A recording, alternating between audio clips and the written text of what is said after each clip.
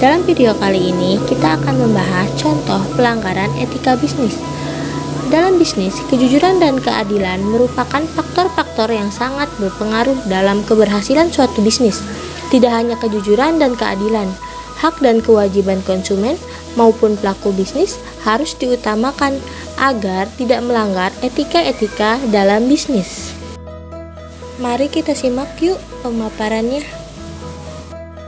Kami dari kelompok 6 mata kuliah etika bisnis, izinkan kami memaparkan video tentang pelanggaran etika bisnis terhadap kasus pewarnaan cabai rawit yang dilakukan oleh oknum pedagang maupun petani yang berasal dari Kabupaten Temanggung, Jawa Tengah.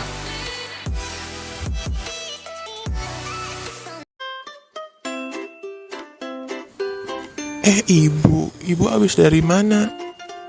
Kayaknya happy sekali nih.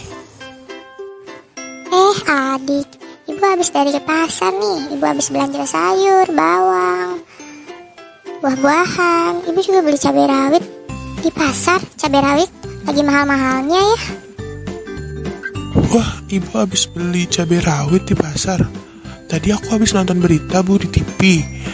Katanya di lingkungan kita sedang ditemukan kasus pengecatan cabai rawit bu.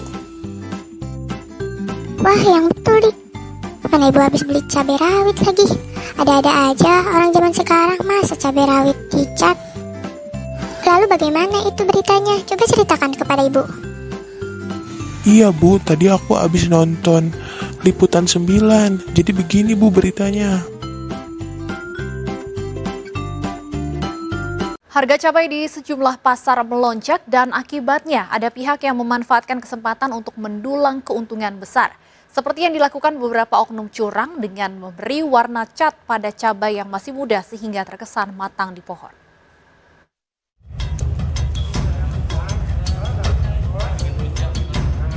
Demi mendulang keuntungan yang besar pada penjualan cabai rawit, oknum warga Nampirejo, Temanggung, Jawa Tengah nekat memanipulasi cabai dengan cat semprot.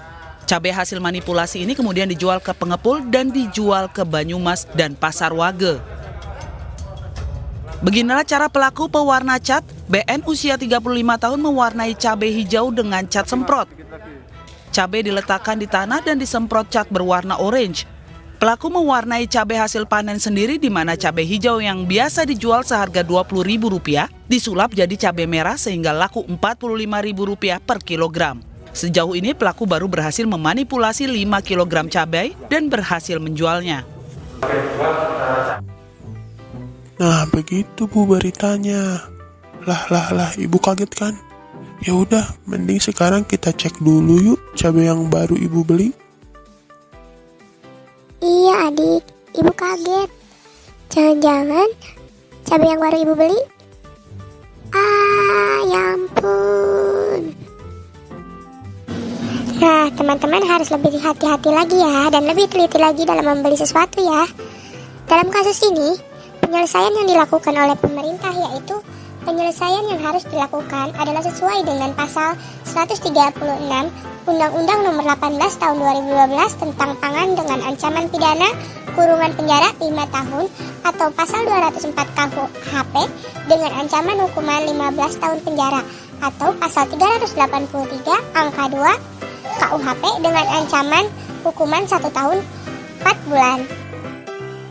Efek jika memakan cabai rawit dicat merah yang ditemukan di Banyumas, iritasi tenggorokan, hingga keracunan.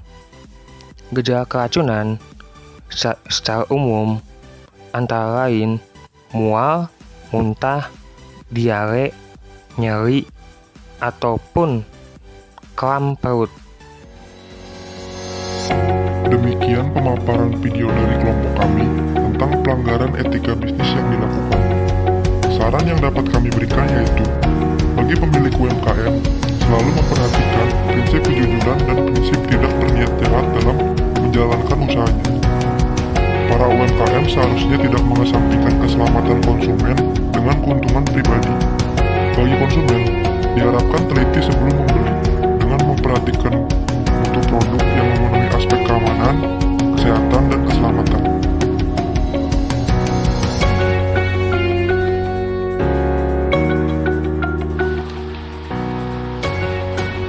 Demikian pemaparan video dari kami tentang pelanggaran etika bisnis.